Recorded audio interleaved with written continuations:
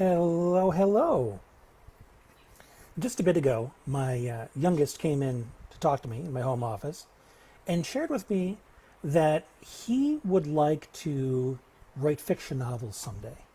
And those of you who follow me or have known me for quite a while, I'm a very prolific writer. It's something that I really love doing. I discovered it when I was in fifth grade, maybe. I was introduced to poetry in an English class, and I found that I have a natural knack for it, for rhyme, for the rhythm of words, for how to create things very visually in my writing. So that has led me to publishing 5 books and writing prolifically. In fact, people ask me often, my business colleagues, how on earth do you write so much? And that's something I'm going to be teaching in my new membership, but that's not what this video is about. The video is about how do you get into writing? How do you become good at it, essentially? Proficient enough that you can look at yourself and say, I'm a writer. The first piece of advice is ask yourself how passionate you are about writing. Is writing something that is a have to by virtue of the kind of work you do, or is writing something you look for opportunities to do?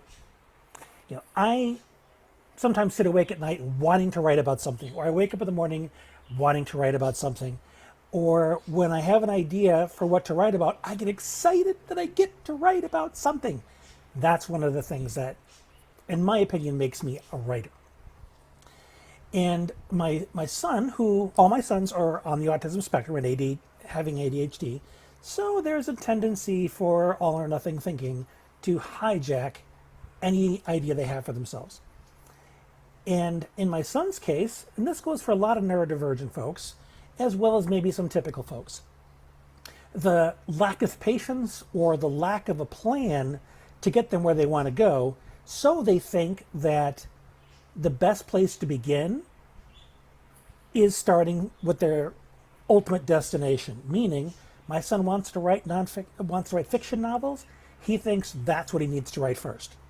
That he needs to start by writing the novel. Not true. If you want to win Mr. or Mrs. Universe, the bulk contests with all the muscles and everything, you don't start there. You start by going to the gym and doing some reps and getting toned and losing weight and practicing all this stuff and building your way to it. Writing is the same way. The way to get better at writing is to write.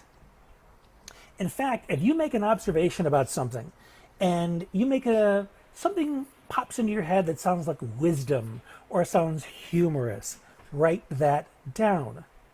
Because it's not enough to think it. You need to be able to communicate it in a way that grabs people, that gets them interested, that makes them think about themselves, that has some kind of an emotional experience. And the way to do that is to practice your use of language. Play. We're taught in school that there is this very particular regimented way to write, and anything other than that is unprofessional. No, it's creative. In the era of blogging and creativity, there is so much room to be artistic, to play, to use nuance, to use a lot of adjectives or none at all, because you're looking to not just convey information in your writing, you're looking to create an experience for the reader. You want them to feel something, to think something new, to have an aha moment, not just say, can you pick up milk on the way home? It's very transactional. You want there to be more of that, but in order to become good at that, you must practice writing. Write your thoughts down, the way they came into your head, and then look at it and say, how else could I say this? Are there some words that I could swap out? Maybe go online and find a online thesaurus. One of the places I spend a lot of time, so I can find the word that feels the way I want that statement to feel. Because it's not just information for me, it's an experience. So take your time and craft it. Don't just say it, craft it.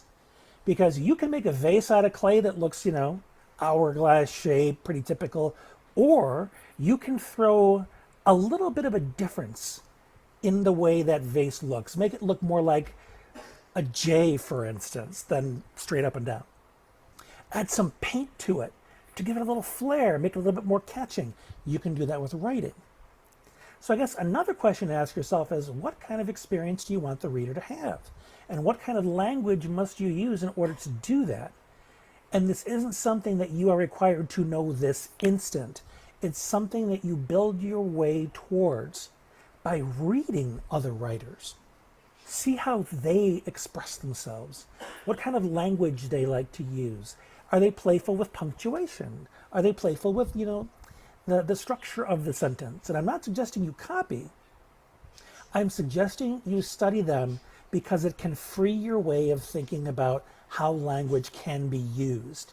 So in other words, find some rule breakers, and then allow your brain to play and explore ways you can free yourself up from all those rules. So long story short of this, you get better at being a writer by writing, by playing with language, by experimenting with structure and word usage and sharing it in little forms.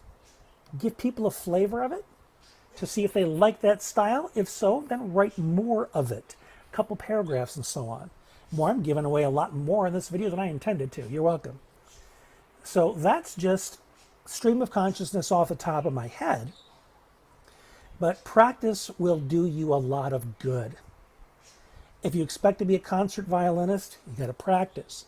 If you want to be a champion athlete, you got to practice. You want to be an amazing writer, you got to practice.